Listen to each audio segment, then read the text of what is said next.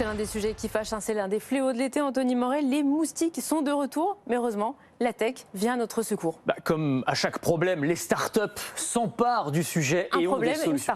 Un problème, une startup et même plusieurs startups, puisqu'il y a plein de solutions pour lutter contre les moustiques. Tiens, tenez, par exemple, des vêtements anti-moustiques. Ça, ce sont des chercheurs de l'université d'Auburn, dans l'Alabama, qui ont mis ça au point, des textiles spécifiquement conçus pour laisser passer l'air, que ce soit respirant l'été.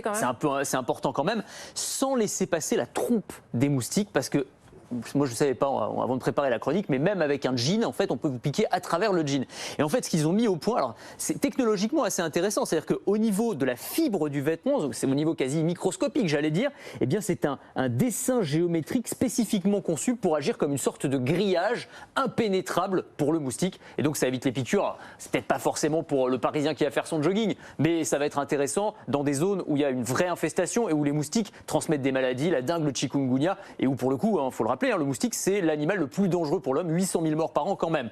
Autre innovation, une moustiquaire. Vous allez me dire, la moustiquaire, on connaît, mais la moustiquaire réinventée par une start-up française qui s'appelle Mostiglas. Ils ont mis au point une moustiquaire en plexiglas, donc qui est complètement transparente. Donc déjà, finalement comme une vitre, on a pu... Exactement ça. Donc on a plus le côté assombrissant. Qui est un peu moche aussi. Et un peu moche de la moustiquaire. On va coller ça en fait comme une surcouche sur une vitre, sur un conduit d'aération. Et en fait là où c'est très malin, c'est qu'il y a des petits trous percés au laser en forme d'entonnoir. Ça laisse passer l'air, ça ne laisse pas passer les moustiques. Et le deuxième effet qui se coule, c'est un effet qui s'appelle l'effet Venturi. En gros, l'air, quand il passe dans ces petits trous, il va accélérer, prendre de la vitesse et il va se rafraîchir et donc rafraîchir la pièce. Donc en gros, sorte de clim naturel finalement. Exactement. Donc c'est à la fois anti-moustique et à la fois ça fait clim naturel. C'est assez malin. Bon, il y a aussi les applis sur smartphone qu'on peut télécharger pour se protéger des moustiques. Ça marche ou ça marche pas? Ça sert à rien. Donc il y a tout un business qui s'est monté autour de ça. C'est-à-dire qu'il y en a des centaines et des centaines. Si vous avez moustiques dans l'App Store, que ce soit sur Apple ou sur iOS ou sur Android, vous en trouverez plein.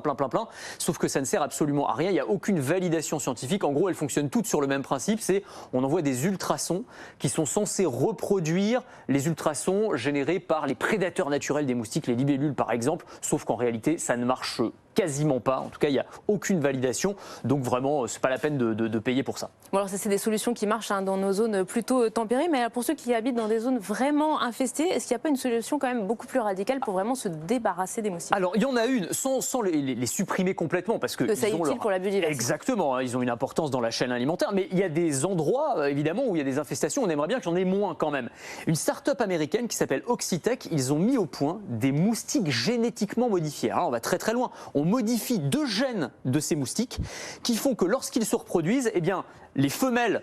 Parce que c'est les femelles qui nous piquent. Exactement, c'est pas contre les femelles, mais les femelles, c'est elles qui nous piquent. Les mâles, on s'en fiche. Donc les femelles, en fait, vont mourir avant de pouvoir se reproduire avec ce gène modifié. Les mâles, eux, vont être porteurs du gène et vont, lorsqu'ils se reproduisent, eh bien, transmettre le gène sur 3 générations. Ça dure quelques mois. Chez les moustiques, c'est pas très loin. Oui, le temps finalement de la saison la plus chaude où ils vont le plus proliférer. Exactement. Et donc on peut avoir un contrôle extrêmement précis dans certaines zones de la quantité de moustiques que l'on veut avoir. Ils en ont lâché 5 millions en Floride de ces moustiques génétiquement modifiés. C'était la première expérimentation de ce genre. Il devrait y en avoir plein d'autres dans les mois et les années qui viennent. Merci beaucoup Anthony Morel, c'était Culture Geek, où on luttait contre les moustiques. Alors